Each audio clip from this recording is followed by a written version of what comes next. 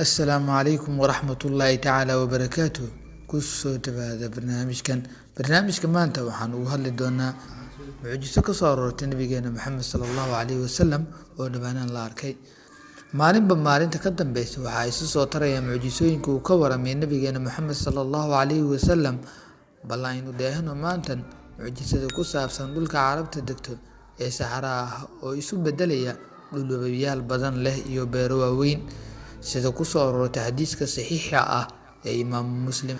Abu Hurayra waxaa laga wariyay inuu Rasuulka sallallahu calayhi wasallam ka wariyay inuu dhahay saacadda qiyaami dhici mayso ilaa xooluhu ka bataan oo ay fidaan, iyo ilamaa uu ninku la baxo sakadiisa oo uu waayo cid ka qaadata, ilamaa dhulka Carbeed uu ku soo laabto dhul beero iyo wabiyaalba leh.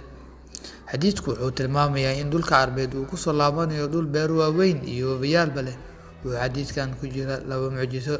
Marka hore wuxuu nabiga dhahay in dhulka Carbeed uu ku soo laabanayo dhul barwaaqo ah oo beero iyo wabiyaalba leh, taasoo micnaheedu tahay in dhulkaasi Saxaraha ah iminka ay waagii hore ahaan jirtay dhul biyo iyo baadba leh, balse sanado kadib waxay isu beddeshay dhulkaasi dhul saxaro ah oo lama degaan ah. Tusaale ahaan, dhulka Soomaalida degto waagii hore muddo laga joogo 50 sannadood ka hor wuxuu ahaa dhul cagaaran oo ay joogto duurjoogta. Hase ahaatee, cimilada sii kululaanaysa iyo dhibaatooyinka deegaanka ayaa ku kalifay inuu dhulkaasi isu beddelo mid saxaro lamood ah. Haddii aan la isdaba qabaninna wuxuu isu beddelayaa saxaro 100% ah. Arrintani uu nabiga sallallahu calayhi wasallam ka waramay waxaa la ogaaday dhawaanahan kadib markii la arkay wabiyaal hoos u qula saxaraha dhulka Carbeed, sidoo kalena la helay raadadkii xayawaanada duurjoogta sida maroodiga, jeerta, fardo-badeedka iyo xaasyada, kuwaas oo aynu naqaano inay had iyo jeer ku nool yihiin dhulka wabiyada leh.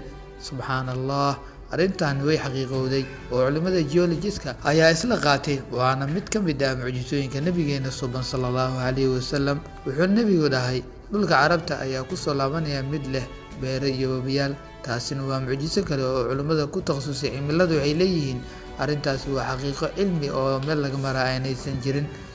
Sababtuna waa cimilada adduunka oo isbeddelaysa kana yeelaysa dhulkaasi inuu biyo badan helo iyo wabiyaal burqanaya iyo beero waaweyn oo cagaaran.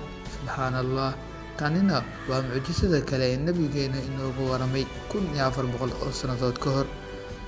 Intaas ayaan ku soo afmeerayaa. Wassalaamu calaykum waraxmatullaahi tacaala wabarakaatuh.